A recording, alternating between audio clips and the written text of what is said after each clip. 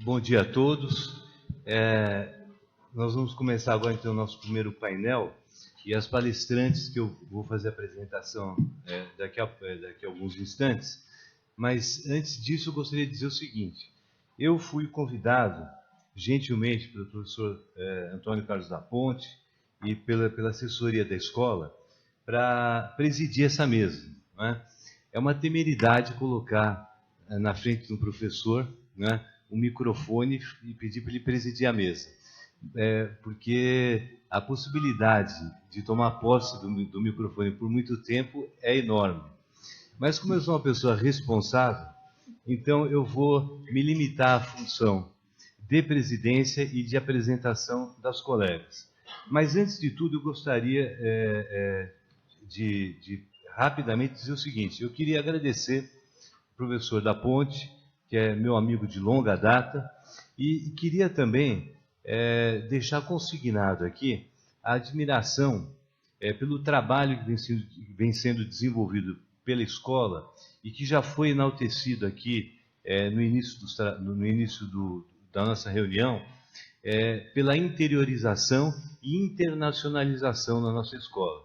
Hoje nós estamos falando aqui para um auditório repleto de pessoas e para mais de 400 pessoas em todo o estado que têm acesso pelo computador. Isso nunca houve na história do Ministério Público. Eu queria também agradecer a professora Heloísa Arruda, minha amiga, de PUC. Nós lecionamos na graduação e no pós-graduação em processo penal, pela gentileza com que nos tratou aqui e abriu o caminho para falar do AVARC. E quando eu fui convidado para presidir essa mesa e apresentar os colegas, eu fiquei particularmente envaidecido, porque para mim isso tem um significado especial.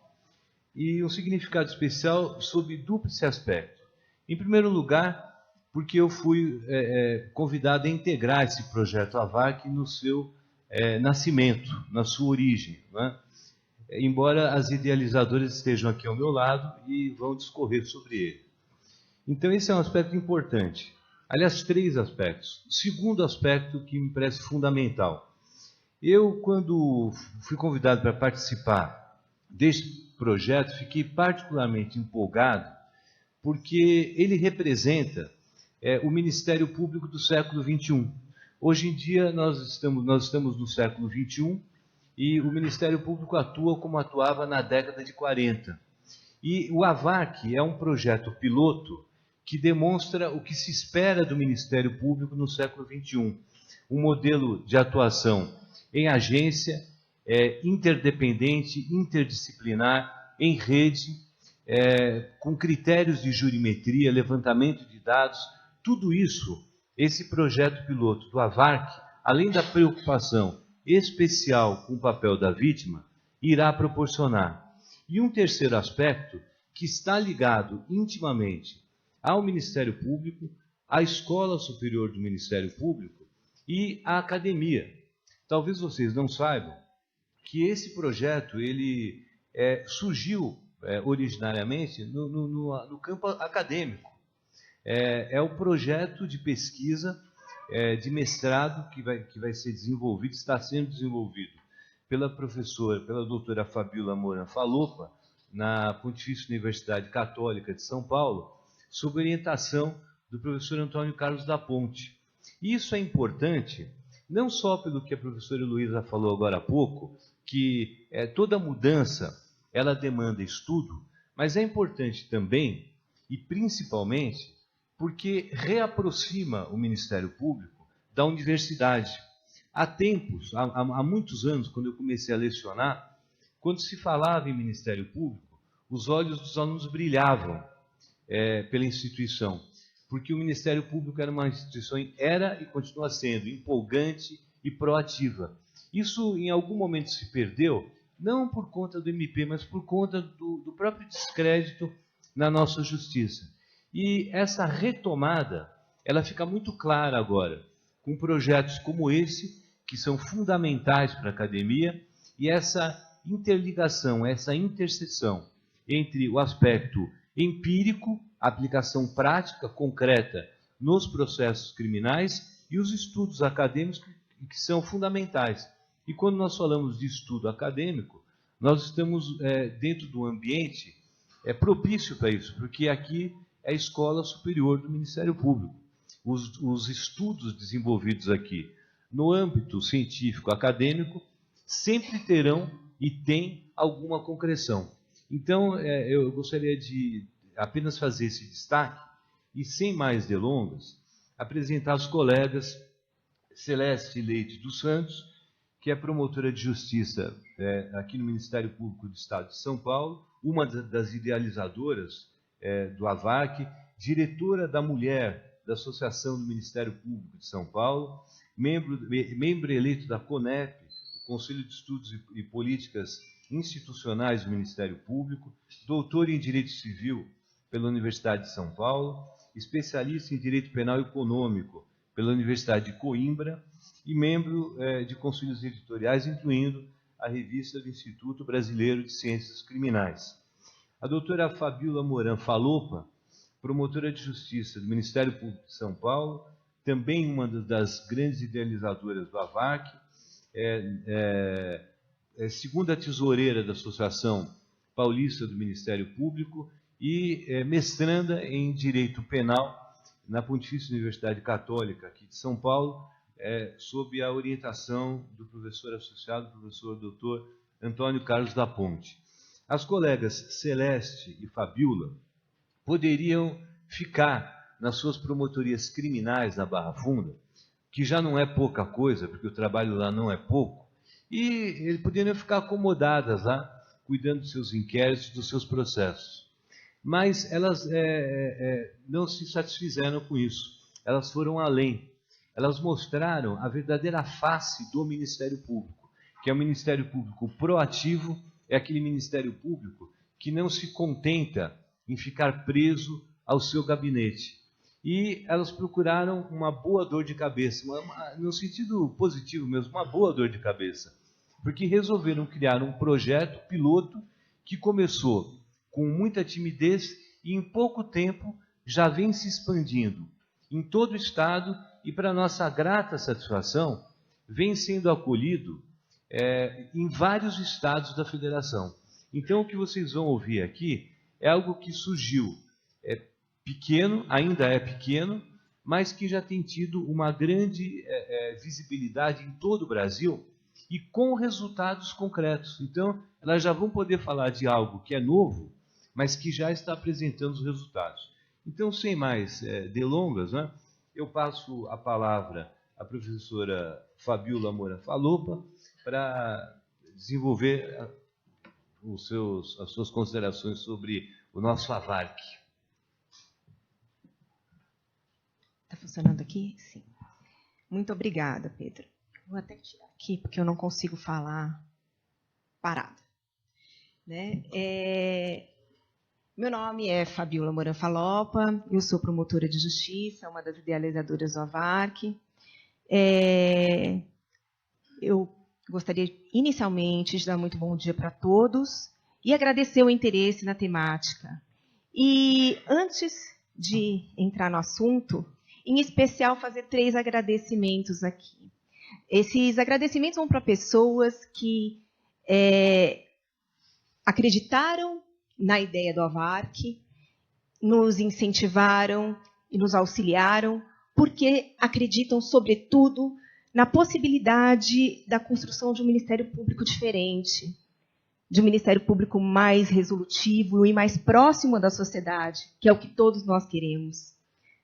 Essas pessoas são, para começar, em primeiro lugar, o doutor Antônio Carlos da Ponte, nosso diretor da escola, meu orientador do mestrado, que desde o início se empolgou muito com a ideia, nos auxiliou de todas as formas, e idealizou este evento que hoje ocorre. Eu só tenho a agradecer, do fundo do coração, porque sem o senhor nada disso seria possível. A segunda pessoa é o doutor Alexandre Rocha Almeida de Moraes, que não está aqui no momento, mas eu não vou deixar de registrar o meu agradecimento. Uma das pessoas mais generosas que eu conheço, que nos passa conhecimento, incentivo, empolgação, e ajuda sempre a todos. Todos aqueles que querem trabalhar para o Ministério Público, pode procurar o doutor Alexandre, que ele está sempre disposto a auxiliar. E, em terceiro lugar, ao doutor Pedro Demercian, que é um procurador de justiça e acreditou no AVARC, porque acredita, sobretudo, na possibilidade do trabalho conjunto entre primeira e segunda instância. E isso é um dos pilares do AVARC. Bom, o AVARC, no Brasil, eu posso dizer que o AVARC é uma ideia nova. Mas, como toda ideia nova, ela tem uma origem. E eu vou contar a história dessa origem, que se confunde com a história da minha vida, inclusive. Da minha vida e da Celeste. E tudo começou em 1993, quando, na Pontifícia Universidade Católica, ingressamos no curso de Direito, e lá nos conhecemos. Nós estudávamos na mesma sala, inclusive. Lá nós conhecemos o Ministério Público. E lá passamos a nutrir o sonho de sermos promotoras de justiça. E aqui eu faço um parêntese e olha, infelizmente a doutora Heloísa não está mais aqui. Porque em grande parte influenciadas por ela. Ela era a nossa professora de processo penal. E eu vou contar um fato muito curioso, só para fazer um parêntese aqui, mas que merece destaque. Eu gostaria que ela ouvisse depois. Eu era estagiária da magistratura. Eu ingressei no estágio da magistratura por quê? Eu pensei que queria fazer direito para ser juíza. Lá descobri tudo o que não queria ser. Eu acho que no final eu acabei identificando que não gostei porque não me adapto à inércia da jurisdição. O Ministério Público é mais dinâmico, tem mais a ver com a minha personalidade. Mas até então eu não sabia. E fazia estágio, cheguei para o juiz, que era o meu orientador, doutor Enio, lá no Foro de Pinheiros, e disse para ele, doutor Enio, eu vou largar o direito. Realmente, não é isso que eu quero para mim.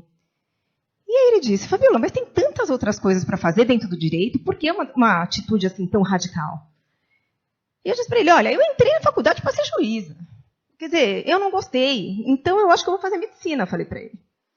E ele disse, não, você não vai fazer medicina. Você vai ser promotora. Aí eu falei, como assim?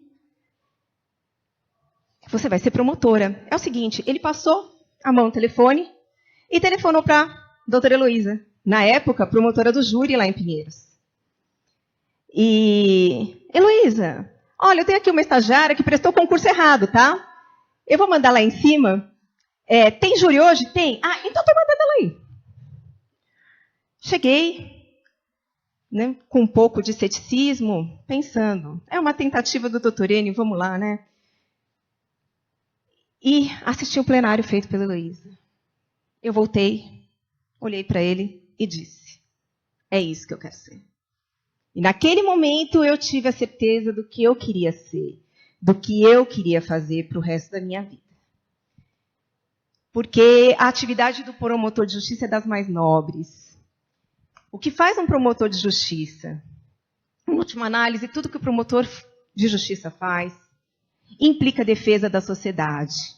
E isso é muito fácil de perceber quando se analisa a atuação de um promotor de difusos, por exemplo, que trabalha com o meio ambiente.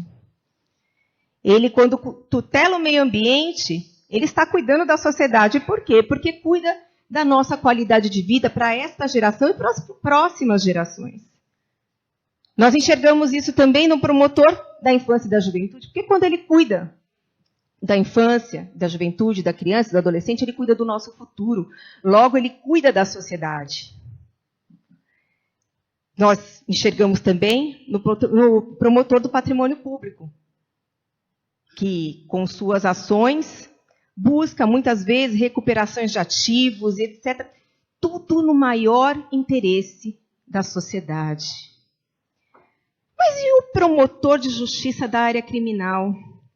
Qual é a atuação dele? Ah, doutora Heloísa, perdeu a história que eu contei. Perdeu a história que eu contei a seu respeito. Mas depois eu gostaria que ouvisse novamente, porque tem muito a ver como nós chegamos aqui.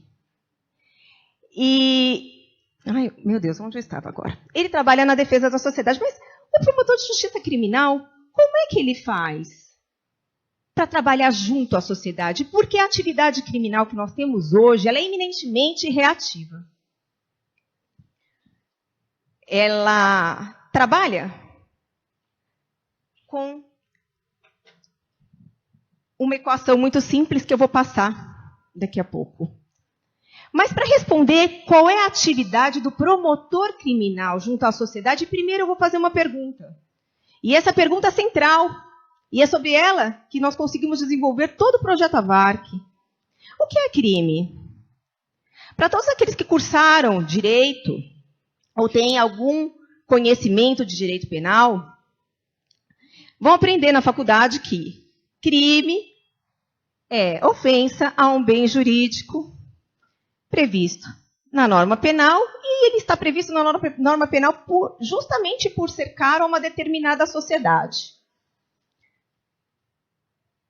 Então, todo crime, por assim dizer, afeta sempre e indiretamente a sociedade. Mas muitas vezes há um ente individualizado, aquela pessoa que suporta diretamente a ação criminosa. É a pessoa que suporta o prejuízo. É a pessoa que suporta a lesão, o dano, e que sofre com medo, com culpa, com uma série de sentimentos negativos. E é essa pessoa que costumamos chamar de vítima. Dentro desse processo penal reativo, nós temos uma equação muito simples, que seria um réu, um processo, com o objetivo de se buscar uma punição. E aonde fica a vítima nesse contexto? Ela está isolada. Ela está do lado de fora dessa equação. Algumas vezes observando de longe o que ocorre, e outras vezes simplesmente alheia a todo esse processo. Alheia porque lhe falta o básico direito à informação. Então, nós começamos do básico, do direito à informação, que lhe é negado sistematicamente. A vítima ela é tratada como uma testemunha, como a doutora Heloísa disse. Uma testemunha qualificada, ela está lá para falar o que viu e o que ouviu. E a partir do momento do crime, ela passa por uma verdadeira via crucis.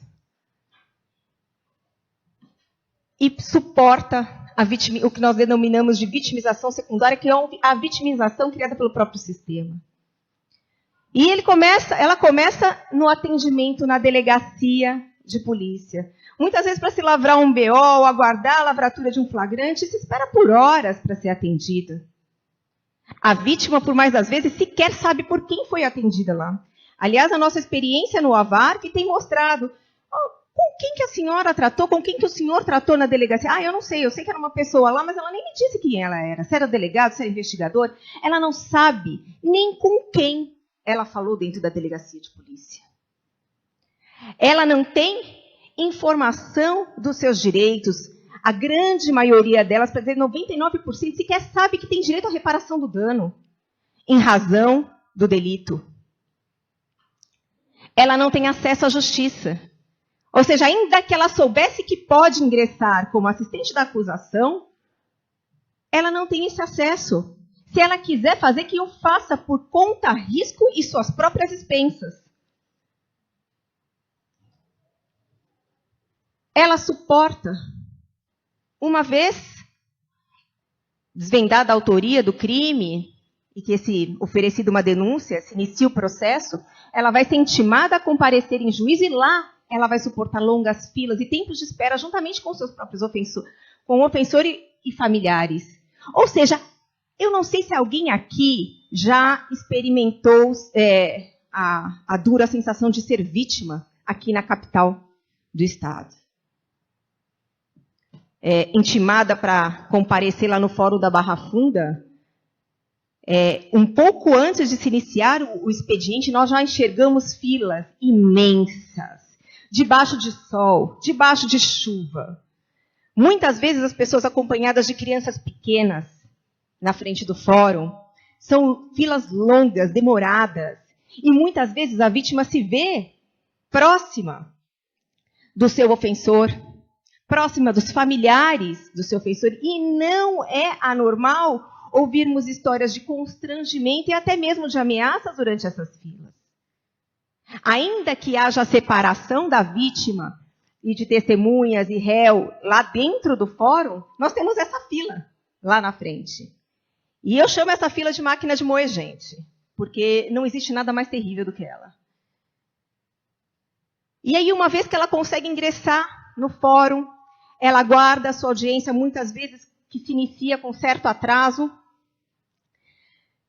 Ela pensa, agora eu vou sentar na frente do juiz e eu vou contar como eu me sinto. Qual é o meu sentimento?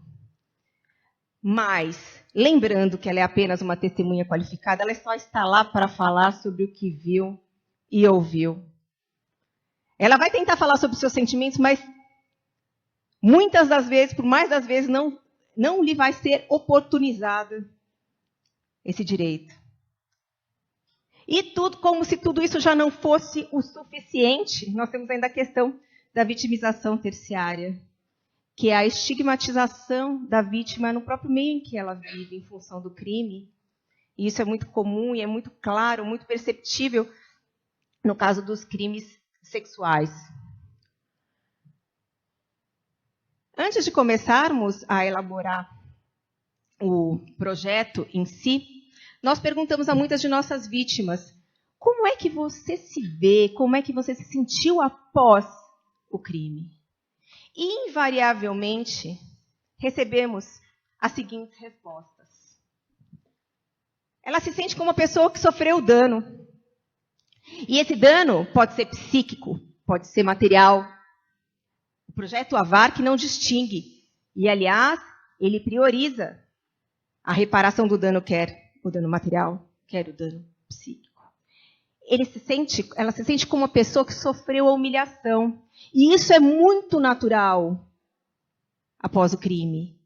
Porque, ao ser subjugada, a vítima naturalmente se sente humilhada. Ela se sente como uma pessoa esquecida pelo Estado, como aquele que é esquecido pelo Estado. E dizem, e não é incomum ouvirmos, por que tanta atenção com o réu e nada para mim? E isso é muito comum. O promotor de justiça ouve isso no dia a dia dele. Ela se sente como uma pessoa que sofreu a lesão física, a lesão moral. E a pessoa que suporta o trauma. O trauma, uma pedra pesada que muitas vezes será carregada por uma vida inteira nas costas dessa pessoa, sem que ninguém se preocupe com isso, sem que ninguém lhe dê atenção em função disso. Então, voltando à questão sobre o que é crime, para a vítima, nós chegamos à conclusão e podemos afirmar que, para ela, crime é toda conduta que, logicamente, prevista na norma penal, até porque não poderia ser diferente, afeta a sua dignidade. E falando em dignidade humana, que é um dos nossos fundamentos do nosso Estado democrático de direito, eu gosto sempre de lembrar desses 3 elementos da dignidade humana, de acordo com uma classificação feita pelo ministro Luiz Roberto Barroso. Ele afirma que a dignidade humana ela é composta por esses 3 elementos: o valor intrínseco, a capacidade de autodeterminação e o valor social comunitário. O valor intrínseco é aquele valor que nós temos pelo simples fato de sermos humanos. E o que nos torna insubstituíveis e insuscetíveis de coisificação. A autodeterminação, a capacidade de autodeterminação significa a nossa autonomia de vontade, ou seja, o nosso direito de fazermos as nossas próprias escolhas. E o nosso valor social ou comunitário, ou seja, é o valor que nos relaciona com a comunidade em que nós vivemos. O crime, eu posso dizer, atinge em cheio a capacidade de autodeterminação. Porque, ao sermos subjugados, não podemos mais fazer as nossas escolhas.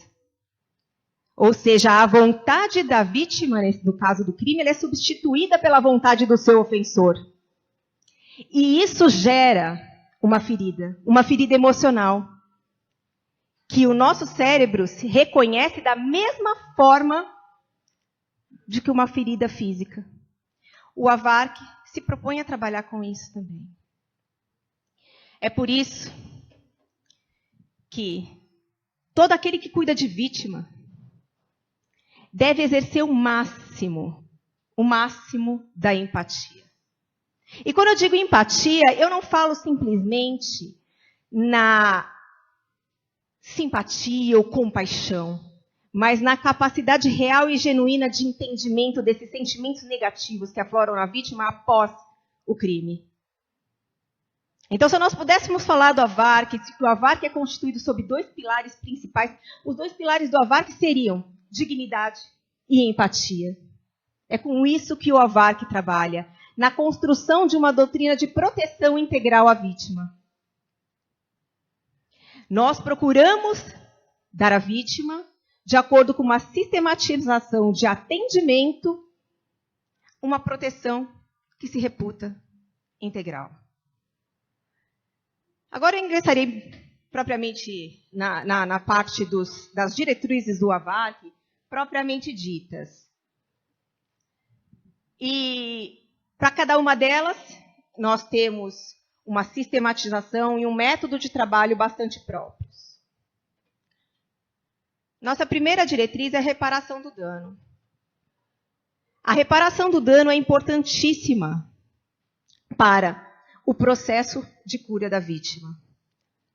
Nós usamos instrumentos extrajudiciais, nos limites da Resolução 181 e 183 do CNMP, e usamos instrumentos processuais, como, num primeiro momento, já na prisão, postular por fiança, a fiança, esse valor da fiança que será convertido lá na frente em indenização à vítima, arresto, sequestro, fixação de indenização mínima. Nós trabalhamos em todas as frentes, com todos os instrumentos processuais de que dispomos.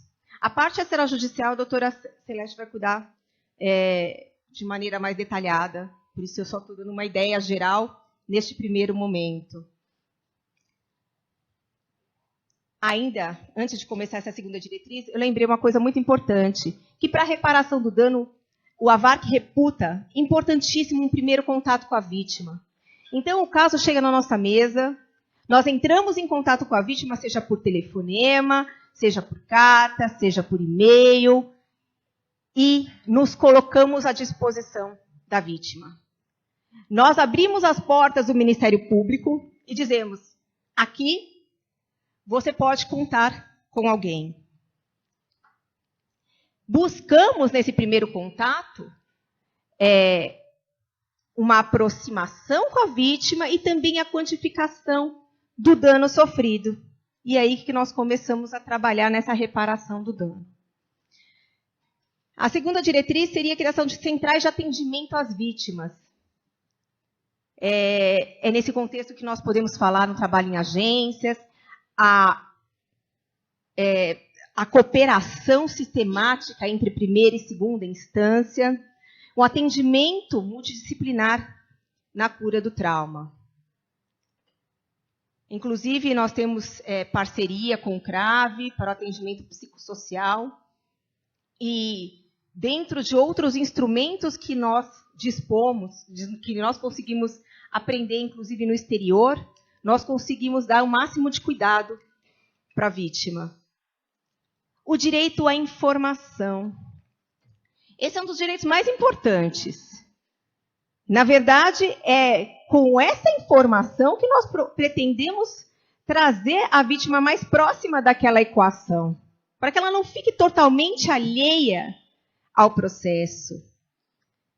Em conversa com o promotor, ela vai ter oportunidade de validar sua versão dos fatos, nós podemos coletar mais provas, nós vamos quantificar a reparação do dano, nós vamos prestar orientação jurídica e também prestamos contas de tudo o que fazemos.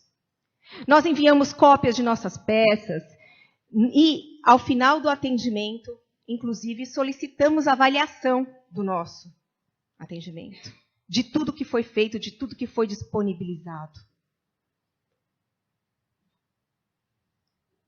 Nós temos aqui, também como diretriz do AVARC, o auxílio na cura do trauma e resiliência.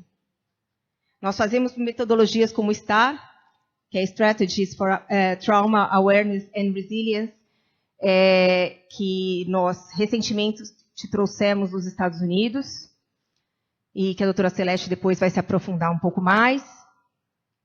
Acompanhamento psicossocial e o trabalho na restauração do conflito. E aí entra o que a doutora Heloísa disse a respeito das abordagens restaurativas. O AVARC traz consigo uma série de abordagens restaurativas na atenção máxima à vítima. O AVARC também procede a estudos jurimétricos, por meio de questionários e perguntas cuidadosamente elaboradas, e que são dirigidas às vítimas que nós atendemos, nós procuramos mapear as taxas de vitimização. Nós procuramos saber quem são as vítimas de determinados crimes, sexo, idade. Nós procuramos mapear as taxas de subnotificação, ou seja, os crimes que não foram reportados à polícia. E todos esses elementos e todos esses dados servirão no futuro para que nós possamos trabalhar com a prevenção vitimária. Ou seja, o AVARC busca no futuro trabalhar ainda com a prevenção do crime. E também estamos desenvolvendo um estudo sobre as consequências do crime. E esses estudos servirão no futuro de instrumento para todos os promotores de justiça, aqui do Estado, assim como do Brasil, para a busca de uma individualização da pena mais adequada no momento da dosimetria da pena, que tem o artigo 59 do Código Penal, que prevê como consequências do crime também uma circunstância a ser avaliada na dosimetria da pena. E a última diretriz da AVARC é o controle externo da polícia. Nós, pelo AVARC, monitoramos a qualidade do atendimento prestado à vítima nas delegacias de polícia. E por meio desse monitoramento e os dados colhidos, o que nós pretendemos é o trabalho em políticas públicas para a minimização e, quem sabe, um dia no futuro até a erradicação desses nichos de vitimização secundária. Então, nessa análise geral que eu coloquei aqui para os senhores, é possível perceber que o trabalho do AVARC é amplo e multidisciplinar. Ele trabalha nessa construção da doutrina de proteção integral à vítima e procura dar ao Ministério Público, à atuação do Ministério Público, um novo significado. O trabalho do promotor de justiça criminal, a partir da introdução do AVARC, procura ser agora um trabalho efetivo na defesa da sociedade. Bom, eu fico por aqui e agradeço a atenção. E agora eu vou passar a palavra para a doutora Celeste. E espero que tenha tirado algumas dúvidas dos senhores e me coloco já de antemão à disposição para maiores esclarecimentos depois. Obrigada.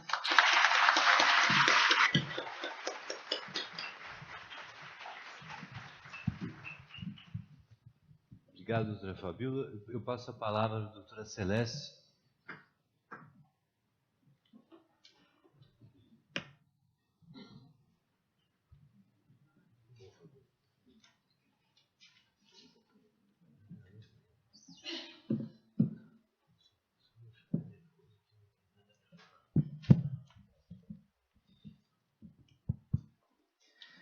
Bom, boa tarde a todos. Já ultrapassamos o horário da manhã. Eu também gostaria de iniciar a minha fala agradecendo muito ao Dr. Antônio Carlos da Ponte, de quem estou sendo aluna no mestrado da Pontifícia Universidade Católica, apesar de já ter feito o doutorado na USP previamente. É verdade a história com a Fabíola. Nós estamos na mesma classe. Eu fui logo para a carreira acadêmica, ela foi logo para o Ministério Público. Fui aluna da professora Heloísa. Compartilhamos de umas gravidez praticamente simultânea. E eu me lembro quando ela dizia: vão assistir um júri lá em Pinheiros. Tais dias eu estou sempre fazendo. Eu peguei e fui assistir o júri. Desde então, comecei a nutrir esse sonho de ser promotora de justiça e poder lutar pela sociedade.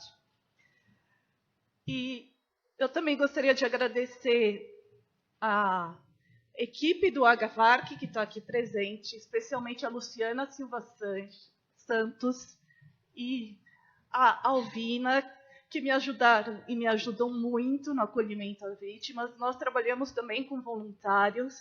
Em agosto realizaremos a capacitação dos voluntários. Eu só discordo um pouco do Demercian quando ele disse que da história ele contou só uma parte, que na realidade, quando a Fabíola me chamou, vamos voltar para os bancos acadêmicos, nós começamos a fazer teses complementares. Ela na área da vítima e eu dando continuidade ao meu trabalho que eu desenvolvo desde 1998 sobre mediação. Inclusive, a minha tese na Universidade de São Paulo foi sobre esse assunto, na qual já falei sobre a questão do trabalho em redes, que, com muita felicidade, foi apresentada no Congresso do Ministério Público Democrático e fomentou, inclusive, a criação de projetos no Ministério Público na Promotoria de Justiça de Santo Amaro, pela colega do Dr. Arual, que está aqui presente. Eu gostaria muito de agradecer ao Dr. Pedro Henrique Demercian, porque nós estamos aqui com uma política de agência em caráter de horizontalidade. Acabamos com aquela mito, procurador de justiça, promotor aqui. Não que existisse uma real hierarquia entre nós, mas um distanciamento. Agora o Ministério Público, pelo menos no tocante à questão da vítima, trabalha de forma integrada. Qualquer tipo de dificuldade que tenhamos, nós reportamos ao Dr. Pedro Henrique Demercian, que imediatamente já diligencia junto à Secretaria da Procuradoria Criminal todas as providências necessárias para viabilizar o bom andamento do projeto. Que esse é o projeto Agavarc. Bom, finalizando os agradecimentos, também gostaria de agradecer ao Dr. Alexandre Rocha Almeida de Moraes, que fui incomodá-lo nas férias, em janeiro, que me recebeu e disse: Alexandre, eu vou instaurar o projeto de vítimas. E ele falou assim: não, mas como assim? Assim, é o momento, o Ministério Público não pode ficar mais alheio a isso. Esse espaço foi atribuído pela Constituição a nós. E ele falou: bom, então me fala, o que você vai fazer? Ele começou a pegar as anotações dele. Isso, fomos traçando as diretrizes do projeto Agavarc. Aí ele falou assim: bom, o que você está me narrando é uma mini agência. Você não pode fazer isso sem o Dr. Pedro Henrique Demercian. Liguei para o Dr. Pedro Henrique, que imediatamente foi extremamente solícito e falou que, é claro, que aceitaria. E, desde então, estamos eu, a Fabíola e o Pedro Henrique Demercian trabalhando juntos no projeto, cuja sede é da Promotoria de Justiça Criminal da Barra Funda, porém, nós já estamos instaurando em São Vicente, Pindamonhangaba e Guarulhos outras sedes. E estamos atuando em outros estados também. Embora não haja nos outros estados um projeto formal, a questão atingiu uma dimensão tão grande que já não está nem comportando as fronteiras da cidade de São Paulo, do estado de São Paulo, muito menos do Brasil. Temos, inclusive, contato com vítimas por videoconferência nos Estados Unidos, em Portugal, em Madrid. Tem toda uma realidade que está se descortinando. Não apenas aquela vítima individual, que nós estamos acolhendo. Eu recebo cartinhas das vítimas falando assim: eu não acredito, finalmente o Ministério Público se atentou para essa realidade. O Crave falou assim, a Cristiane falou assim: é muito importante, porque agora o Ministério Público tem um rosto. Por quê? O réu, todo mundo sabe quem defende. É o defensor público, é o advogado, ele se entrevista. Agora, via de regra, qual era o contato do promotor de justiça com a vítima? Que, na sua origem, significa animal abatido. Era exatamente essa, era um animal abatido. É como ela não existisse no processo. Ela era coisificada, um mero instrumento para se verificar todos os direitos e garantias do investigado, do réu. Bilhões se gastam nos Estados Unidos para se tecer estudos para o réu. Porém, nada estava sendo desenvolvido em relação à vítima. Os próprios estudos de justiça restaurativa hoje reconhecem que o centro da atenção deve ser dada à vítima, ela deve ser deslocada. O réu merece ser ouvido? Sim, ele é ouvido. No Ministério Público, nós estamos diante de um Ministério Público que, atualmente, ele é igualmente parcial. Ele escuta a vítima, ele escuta o réu. Porém, ele viabiliza, doutora Heloísa, nossa forma de mediação, nós ficamos muito felizes, porque fomos fazer essa capacitação na Universidade Menonita sobre a Conferência Vítima-Ofensor, que abrange a questão do acordo de não persecução penal, mas também trata em qualquer fase do procedimento, pode ser durante o processo e mesmo após o réu ser condenado. Porém, o que nos deixou muito felizes é que nós já tínhamos implantado o modelo, que é o promotor de justiça consciente do papel de autoridade que ele exerce perante os outros. E sempre atuamos em conjunto com mediadores. Nós não concordamos nem que seja de uma forma isolada, isso não é possível. Nós não tratamos como se fosse um conflito, na realidade. Reconhecemos que há sim um conflito, mas o Estado deve intervir, porque o crime é um pouco mais do que isso. É a proteção do bem jurídico.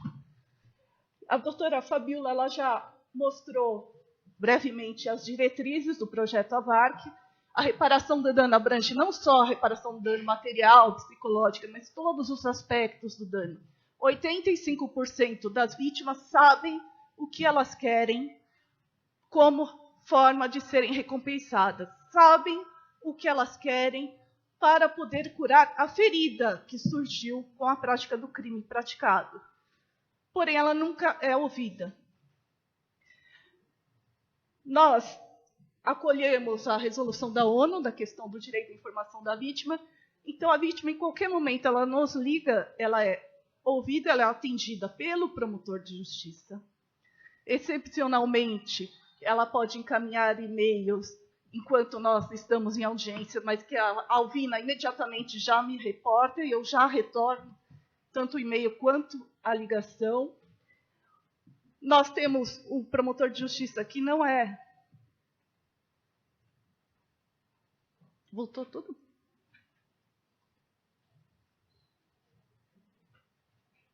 Você está clicando embaixo. Tem que ser só no setinho.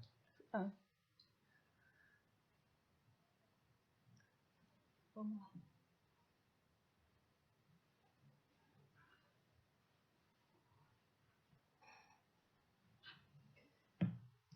Bom, reparação do dano, nós pedimos tanto extraprocessualmente quanto processualmente.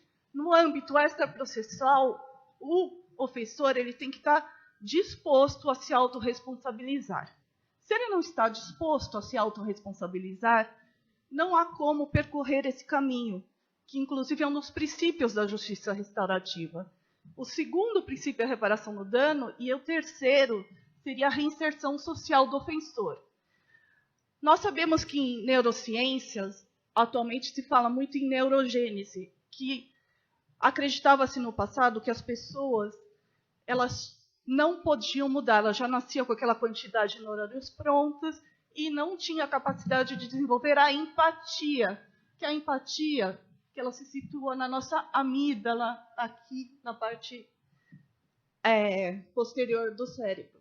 Quanto maior o tamanho dessa amígdala, mais empática é a pessoa em relação aos demais, ou seja, maior capacidade de escutativa, de sofrer o que aquela pessoa está sofrendo, de entender as emoções. O que os psicopatas não conseguem entender é os sentimentos. Por exemplo, se você coloca uma pessoa super triste, vai mostrando várias expressões para um psicopata, ele não tem as reações normais.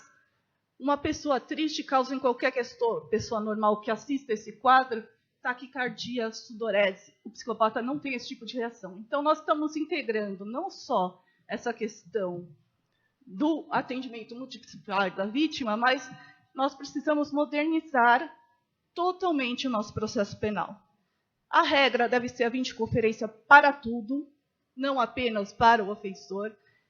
O Ministério Público aqui, o crime aconteceu em São Paulo, mas as vítimas estão dispersas por todo o país, fora do país. Não temos que ficar com carta precatória para lá, carta rogatória para lá, se você consegue fazer isso num curto espaço de tempo e com maior proteção à vítima.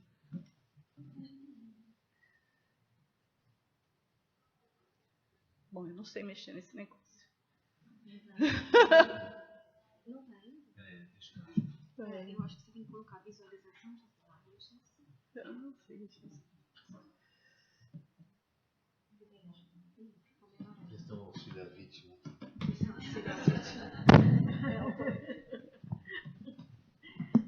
Na verdade, vocês são as minhas vítimas hoje. Bom, então o que seria o ciclo da violência?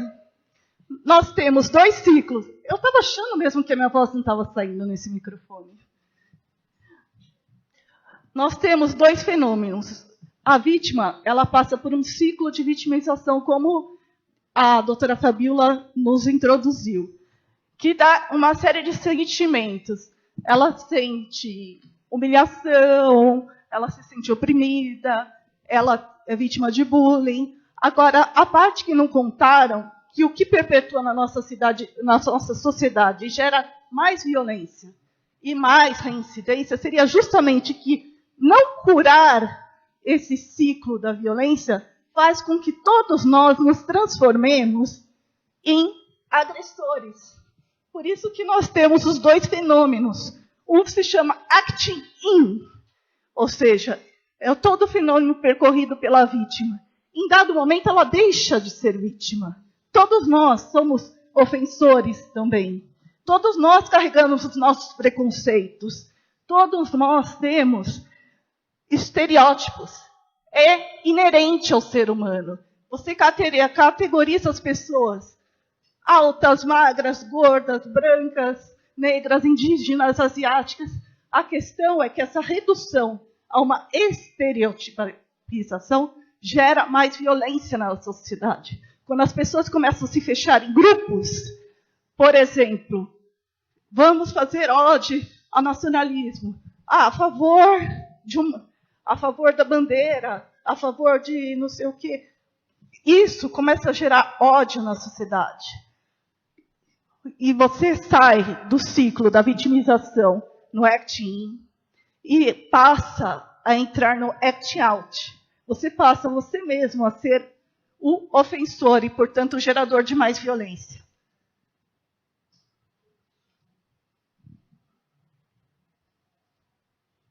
O que seria a crise da vitimização? Bom, em primeiro lugar, a gente tem uma crise subjetiva. A pessoa chega e começa com a autoimagem dela. Quem sou eu? O que eu fiz para ser escolhida, para ter subtraído meu celular naquele metrô? O que eu fiz? Eu não deveria ter parado com a janela aberta. Eu fui assaltado. Ou, você, mulher, eu não poderia ter ido sozinha em tal lugar a tal hora da noite. Ou não poderia ter me vestido dessa forma. E o que é isso? É a vítima se culpando por ter sido vítima. Esse é o primeiro passo na crise da vitimização. Ou seja, uma crise da autoimagem. A vítima ela é desempoderada da sua própria existência. E é isso o que acontece no processo penal quando nós nos limitamos a perguntar: a senhora pode narrar o que aconteceu aquele dia? E a vítima começa a contar: não, antes eu fui em tal lugar. Daí eu falo assim: não, isso não é relevante para o processo. Se atém aos fatos, senhora. Isso é altamente violador da dignidade da pessoa humana. A segunda fase da vitimização seria quando a vítima se sente desconectada. Desconectada da sociedade, ela não pertence mais àquilo. Se ela não pertence, o que a impede de entrar naquele outro ciclo, que é o ciclo do agressor? Nada impede.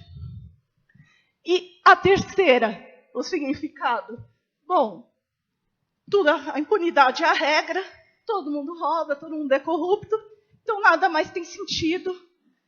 Portanto, essa crise da vitimização vai gerar, na realidade, o caos social. E o que a justiça pode fazer para impedir isso? Bom, nós temos, em primeiro lugar, quais são os sentimentos que nós vimos no slide anterior? Um desempoderamento. A vítima pergunta: o que eu fiz? Ela se culpa. O que nós, operadores do direito, podemos fazer para eliminar, ou pelo menos diminuir? Nós temos que tratá-la como uma pessoa digna, com honra. Ouvir a sua história, proceder a uma escuta ativa, estar disponível. O promotor de justiça ele tem que ter o rosto. Isso faz parte da nossa atividade. E esse sentimento de desconexão?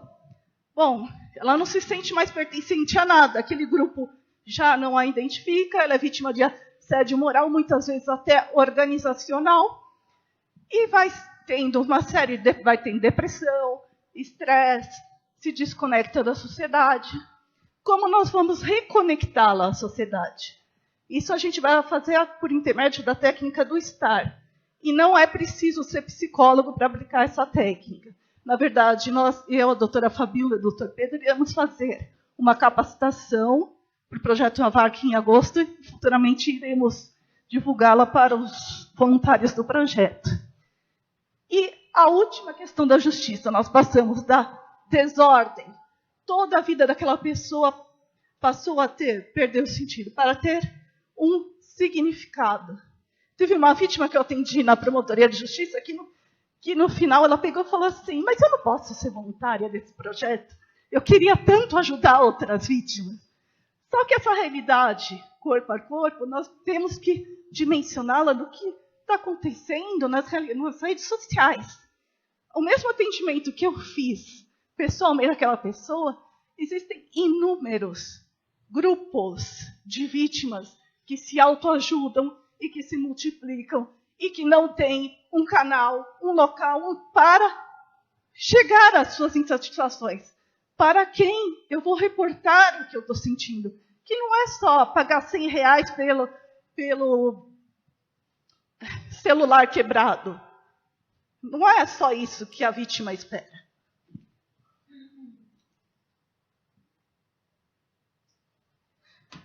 Então, na técnica que nós aplicamos, essa aqui, na verdade, ela é adaptada do STAR Program, não é integralmente. Eu fiz uma adaptação à nossa realidade, mas, porém, a fonte é o STAR.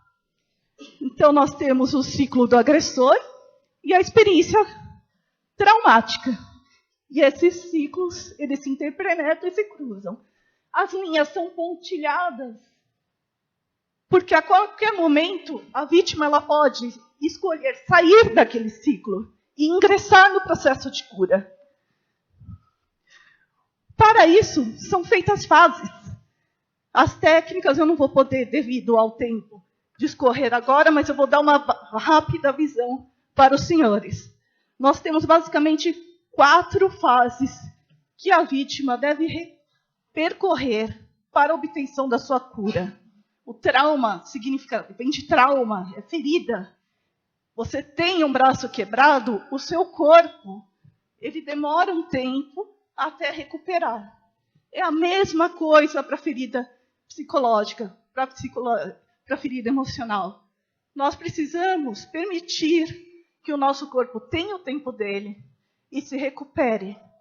E nós podemos ajudar a guiar por esse caminho. Nós não podemos curar ninguém, mas podemos aplicar as técnicas adequadas para que esse caminho não seja tão longo, tão tortuoso e que gere mais violência.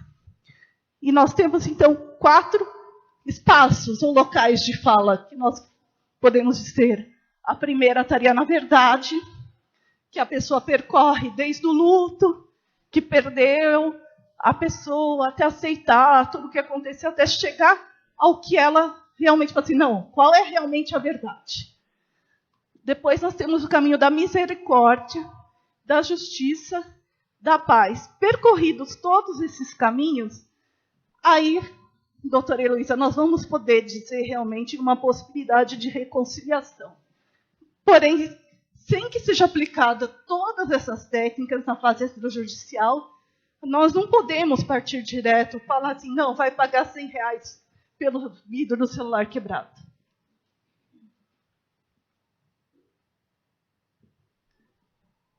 Os traumas que nós temos, eles não são apenas individuais. Nós temos tanto o trauma individual como o trauma coletivo.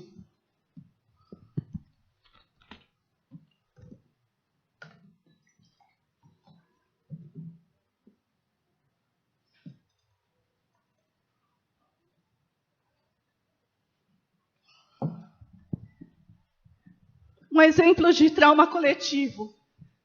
Poderíamos citar o que os senhores viram esse ano na questão da escola de Suzano, em que um adolescente com um adulto ingressaram e mataram diversas pessoas lá dentro e depois se suicidaram. Eu acompanhei um pouco desse caso junto com a doutora Fabíola, e ele não se limita só às vítimas e aos familiares das vítimas. A cidade inteira está doente. São necessárias políticas públicas para possibilitar que seja curada essa ferida. E como vamos curar essa ferida? Cobrando que o governo disponibilize psicólogos adequados, em uma quantidade suficiente, programas anti-suicídio. Tem crianças de outras escolas se suicidando, que não tem nada a ver com a Escola Raul Brasil. Dentro dessa perspectiva do trauma individual ou coletivo, ele pode vir ou de um evento único, um massacre numa escola, ou ele pode ser de frutos de atos continuados. Por exemplo, uma pessoa no local do trabalho ela é assediada. Não basta que você faça uma piadinha um dia para o seu colega. É aquela coisa de todo dia denegrir a imagem, humilhar, e todos os seus ao redor assentirem com essa conduta, porque quem não discorda se transforma em assediador pelos estudos.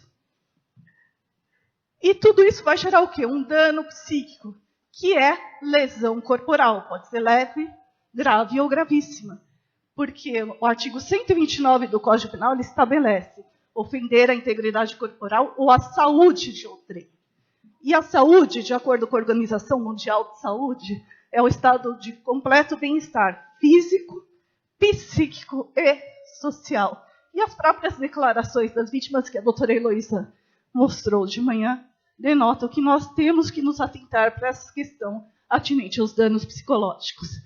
Nós temos o trauma cultural ainda, que é fruto, por exemplo, a escravidão. Isso é algo que afeta mais de uma geração. Não adianta você dizer, não, mas você não foi escravo. Não, isso foi sendo passado de geração para geração. E esse trauma ele precisa ser trabalhado para que nós possamos construir uma sociedade mais livre, mais justa e mais solidária. Bom, na nossa técnica também do STAR, esse também é adaptado da Universidade Menonita. Nós temos, então, como simplificando o caracol que eu mostrei para os senhores anteriormente, o ciclo da vítima, o ciclo do ofensor e os espaços que têm que ser percorridos até que se possa obter uma real reconciliação na nossa sociedade, que é da verdade, da compaixão, da justiça e da paz. E o Ministério Público Resolutivo? O Ministério Público Resolutivo é aquele que reconhece que a vítima ela não está envolvida em um conflito, ela foi vítima de um crime. Isso gerou para ela um trauma. O trauma tem diversas reações. A pessoa pode congelar, ela pode brigar, ela pode fugir, mas todas as pessoas têm um tempo. No caso do João de Deus, o que foi apurado? Por exemplo, estou falando em tese, não sou a promotora do processo, que as vítimas demoraram um tempo para percorrer todo o espaço entre congelar a emoção, tudo para... Lembra que eu falei que é o espaço da verdade, da compaixão, da justiça? Para elas compreenderem tudo o que passou com elas, até para si falar assim, eu realmente fui vítima de um crime. Por isso que na nossa cidade é totalmente inadequada essa fixação de prazos decadenciais. Porque você está impondo à vítima um prazo para ela falar da sua dor. Então, o AVARC, ele reconhece que o crime gera traumas, gera sensações de desalento, de impotência, de necessidade de justiça e necessidade de apoio, mais do que uma necessidade de justiça. Partindo desse reconhecimento, o Ministério Público tem que estar aberto para acolher essas vítimas. Por isso que se chama Projeto de Acolhimento de Vítimas, Análise e Resolução de Conflitos. No tocante ao atendimento das vítimas, no procedimento que corre perante a terceira Promotoria de Justiça, no Fórum Criminal da Barra Funda, nós temos que realmente as mulheres são a maior parte das vítimas de crimes. 52% dos casos que atendemos, sendo que 48% são do sexo masculino. Os ciclos da violência. Esse já passou, né? Espera aí. Está acabando. Só falta. Estava terminando aqui. Não, tá.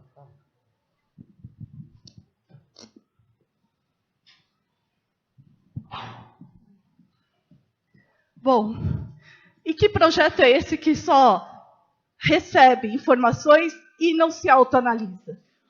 Nós nos autoanalisamos. Ao final de cada atendimento, nós convidamos a vítima para avaliar o nosso atendimento e oferecer sugestões, justamente para estarmos sempre em contínuo aprimoramento. E até agora, 94% das vítimas atendidas consideraram ótimo e 6% bom. Não tivemos nenhum ruim nem regular, então estamos satisfeitos com isso. Esse quadro é, na realidade, em relação ao como era feita a reparação do dano na terceira Promotoria de Justiça antes da instalação do projeto AVARC. Praticamente era inexistente, porque, como a doutora Fabiola falou, nós atuamos também na fase processual.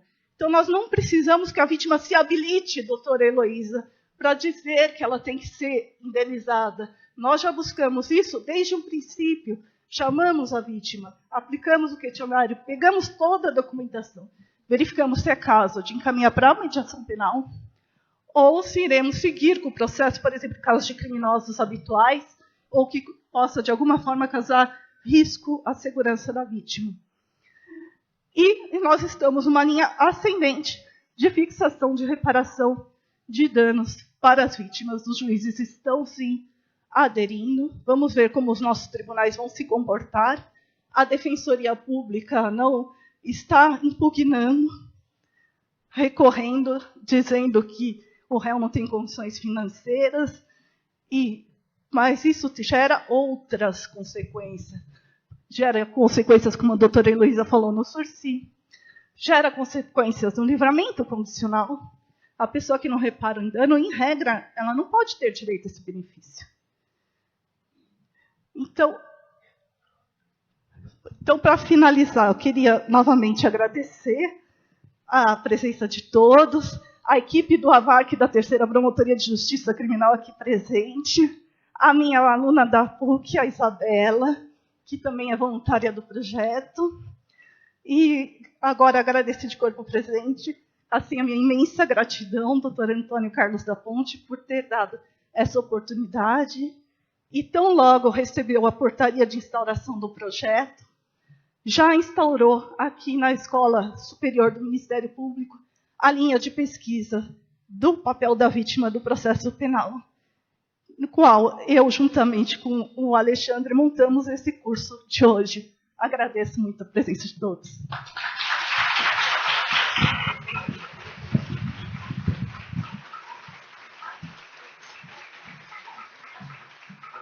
Eu que agradeço a doutora Celeste. Bem lembrado, eu gostaria de falar que quando o projeto foi concebido e criado, imediatamente a Escola Superior do Ministério Público o acolheu, o difundiu e viabilizou mostrar, inclusive, para o Conselho Nacional do Ministério Público, por videoconferência, o seu funcionamento, porque esse projeto, inclusive, concorre a um prêmio de melhores práticas do Ministério Público no Conselho Nacional do MP. Né? Estamos bem avançados na premiação. Esperemos que que receba o prêmio, não pela vaidade, mas pela importância do projeto. Né?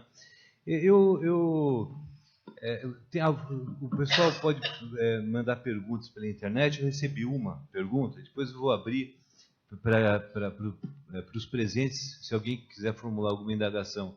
As colegas estão à disposição.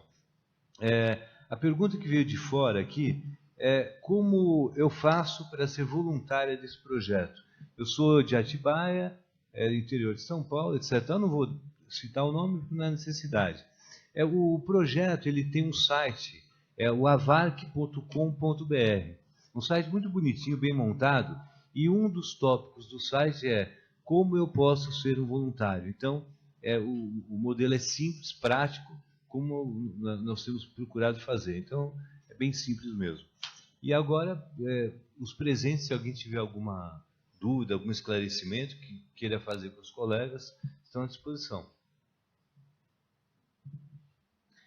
Se não houver, aparentemente não há, eu gostaria mais uma vez de agradecer o apoio da Escola Superior do Ministério Público ao projeto, que foi imprescindível, pelo professor Dr. Antônio Carlos da Ponte, a Zizi, a Karina, o Alexandre, toda a competente assessoria da escola, que inclusive viabilizou esse projeto.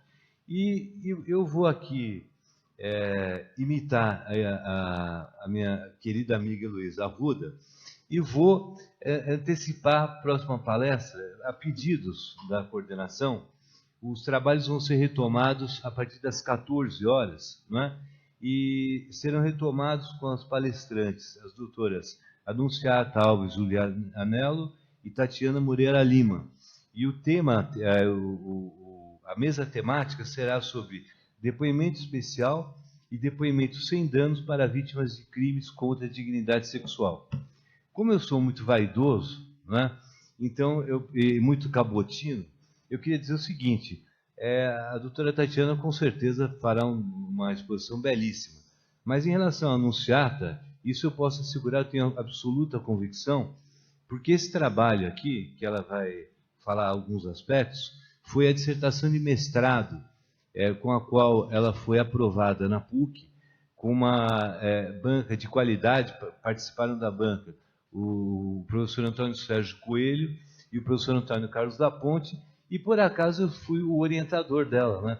E para quem não sabe, o orientador, na verdade, ele não é só orientador, ele é coautor do trabalho. Quando o trabalho é bom, evidentemente. Então, nesse caso, eu sou coautor. Então, vale a pena ficar para assistir. Então, eu encerro os trabalhos por hora e nós retomamos às 14 horas. Muito obrigado a todos. Até